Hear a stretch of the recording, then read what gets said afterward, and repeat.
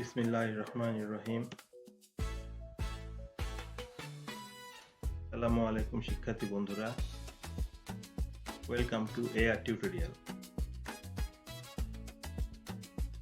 দ্বিতীয় অধ্যায় পূর্ণসংখ্যা ইন্টিজার্স পার্ট 3।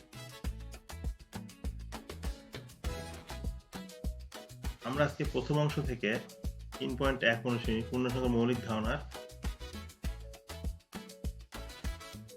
3 নম্বর অংশ পূর্ণসংখ্যার ব্যবহার সম্পর্কে জানবো। এর আগে আমরা জেনেছি পূর্ণসংখ্যা কি এবং তার প্রকারভেদ। পূর্ণসংখ্যার ব্যবহার।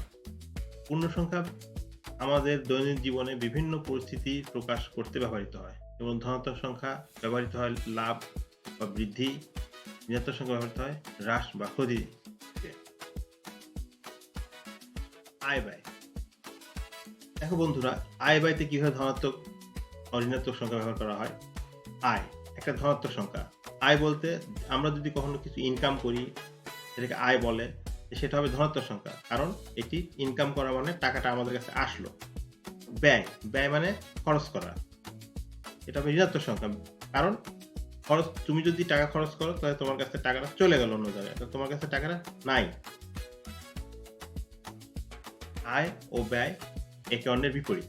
উদাহরণ হচ্ছে, তুমি 500 টাকা আয় করলে সেটা হবে ধনাত্মক 500 টাকা বা প্লাস চিহ্ন, আর তুমি 500 টাকা খরচ করলে বা ব্যয় করলে বা 200 টাকা খরচ করলে বা ব্যয় করলে সেটা -200 অথবা -500।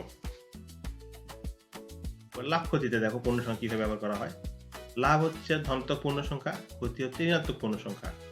লাভ মানে তুমি কোনো ব্যবসাতে যদি তোমার প্রফিট হয় সেটা হবে ধনাত্মক, কারণ তোমার কাছে টাকা আসলো। আর ক্ষতি মানে ঋণাত্মক পূর্ণ সংখ্যা, কারণ ক্ষতি হয়ে গেলে লস হলো এবং তোমার কাছে টাকা বের হয়ে গেল। লাভ ও ক্ষতি একে অন্যের বিপরীত।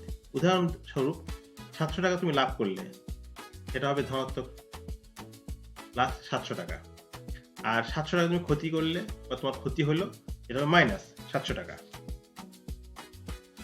হ্রাস ও বৃদ্ধিতে ধনাত্মক সংখ্যা ব্যবহার দেখো। বৃদ্ধি হচ্ছে ধনাত্মক সংখ্যা, হ্রাস হচ্ছে ঋণাত্মক সংখ্যা। হ্রাস ও বৃদ্ধি একে অন্যের বিপরীত। উদাহরণস্বরূপ, 4 কেজি ওজন বৃদ্ধি, এটা হচ্ছে 4 কেজি প্লাস হবে ধনাত্মক সংখ্যা। 2 কেজি ওজন হ্রাস পেল মানে কমে গেল 2 কেজি ওজন, সেটা হচ্ছে -2 দিয়ে আমরা এটাকে বোঝাই। তাপমাত্রা কিভাবে ব্যবহার করা হয় দেখো। পূর্ণ সংখ্যা শূন্যের উপরে হবে ধনাত্মক সংখ্যা, শূন্যের নিচে হবে ঋণাত্মক সংখ্যা। শূন্যের উপরে ও শূন্যের নিচে একে অন্যের বিপরীত হবে। উদাহরণস্বরূপ বলতে পারি, শূন্যের উপরে যে তাপমাত্রা ধরো, ঢাকার তাপমাত্রা 30 ডিগ্রি সেলসিয়াস, এটা হবে ধনাত্মক। আর শ্রীনগর, কাশ্মীর, এর তাপমাত্রা -5 ডিগ্রি সেলসিয়াস, এটা হচ্ছে শূন্যের নিচে, এটা হবে ঋণাত্মক। উচ্চতা ও গভীরতায় পূর্ণ সংখ্যার ব্যবহার দেখো।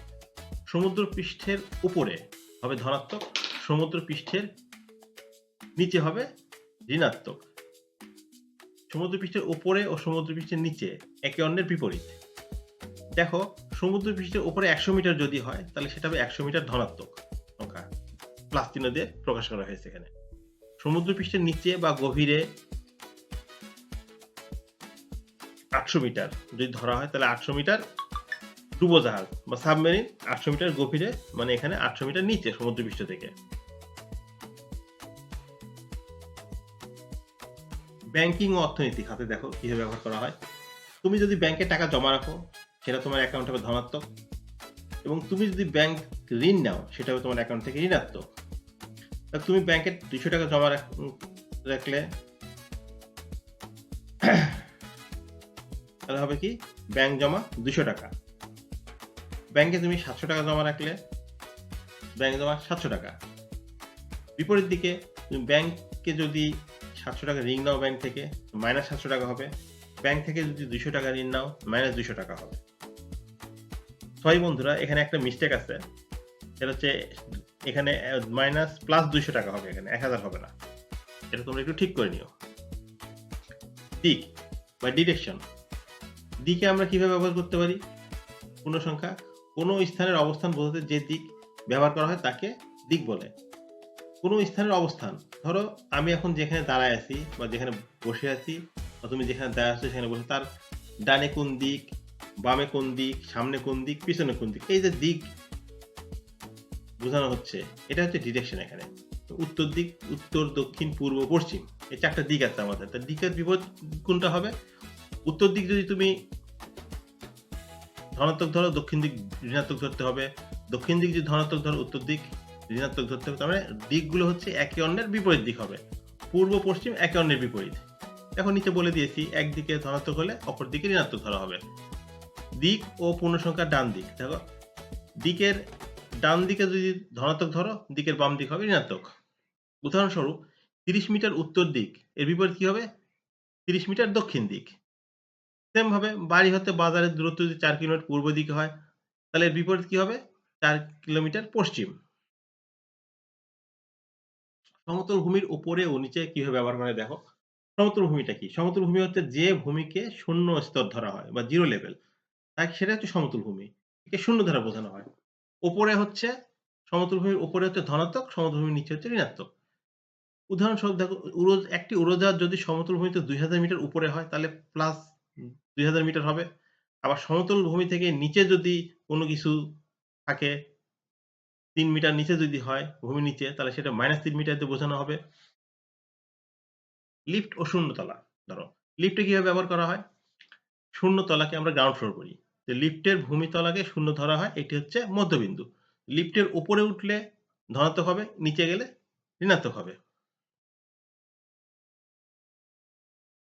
উদাহরণস্বরূপ ১ম তলায় যদি আমরা যাই, তাহলে +1 ধনাত্মক, তৃতীয় তলায় গেলে +3 লিফটের হবে, ধনাত্মক সংখ্যা দ্বারা বোঝানো হবে। ৫ম তলায় গেলে +5 হবে, ধনাত্মক।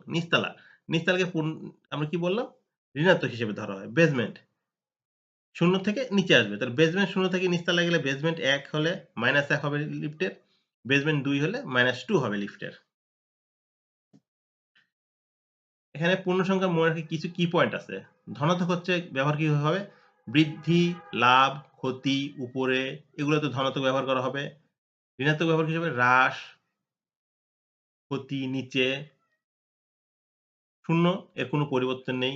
একটি সংখ্যার বিপরীত চিহ্ন বদলে যায়। একটি সংখ্যার বিপরীতের চিহ্নটা বদলে যায়। যদি একটি সংখ্যা যদি ৩ হয়, প্লাস হয়, তার বিপরীত সংখ্যা যদি ধরি তাহলে -৩ হবে।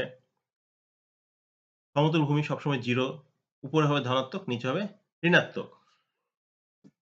প্রিয় শিক্ষার্থী বন্ধুরা, ভিডিওটি ভালো লেগে থাকলে লাইক দাও, শেয়ার করো, বুঝতে সমস্যা হলে কমেন্ট করো, নতুন ভিডিও পেতে ফলো ও সাবস্ক্রাইব করো। AR tutorial. আল্লাহ হাফেজ। আচ্ছা বন্ধুরা, ভালো কথা। এখানে কিছু ২-১ টা মিস্টেক আছে হয়তো ভিডিওতে। একটু ক্ষমা সুন্দর দৃষ্টিতে দেখবে আশা করি। Thank you. আল্লাহ হাফেজ।